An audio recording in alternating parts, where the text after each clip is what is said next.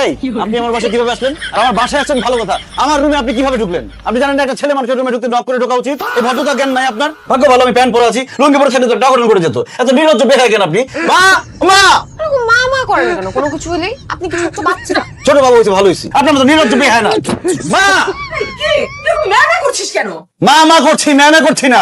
বাসায় কি সন্ত্রাসী আসছে যে তুই এখন চিৎকার চিল্লাচিল্লি করছিস? সন্ত্রাসী আসলে তো ভালোই হইতো, তারে মাইরা পিটায় বিয়ে করে দিতাম। এই লেডি গুন্ডা ঢুকলো কিভাবে? লেডি গুন্ডা আবার আসলো কোথা থেকে? এটা কে? আরে বৃষ্টি, তুমি তুমি কখন আসলা?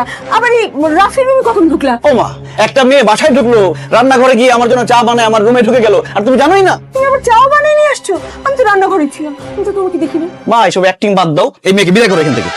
আমার তো চুলে রান্না পুড়ে যাবে আবার। তোমাকে তখন বললাম না, আমি তোমার জন্য রান্না করছি। দেখছো আমার মা কেউ পড়ায় ফেলছে।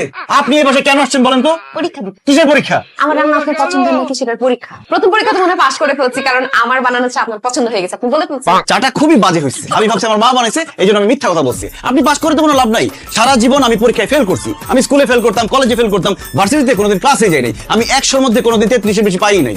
ওয়াও, কি সুন্দর স্ট্রেট ফরওয়ার্ড কথা বলতেছেন। আপনার মুখে সত্যি কথা শুনতে আমার এত ভালো লাগতেছে। আমার 100-তে 100 পাওয়া ছিল দরকার নাই, আমার 33 হলেই চলবে। 100-তে 100 পাওয়া ছেলের দরকার নেই আপনার। আমি সবসময় পরীক্ষায় 100-তে 100 পাইতাম, কারণ আমি খুবই ভালো ছাত্র, সবসময় ভালো রেজাল্ট করছি আমি। কি আপনি 100-তে 100 পাইতেন?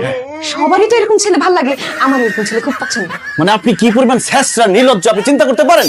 আপনার তো বেহায়ামি আমি জীবনে কোনোদিন দেখি নাই। দেখেন নাই দেখে নেন, জীবনে কোনো কিছুতে অপূর্ণতা রাখতে নাই। যেটা করেন নাই করে ফেলবেন, যেটা দেখেন নাই দেখে ফেলবেন।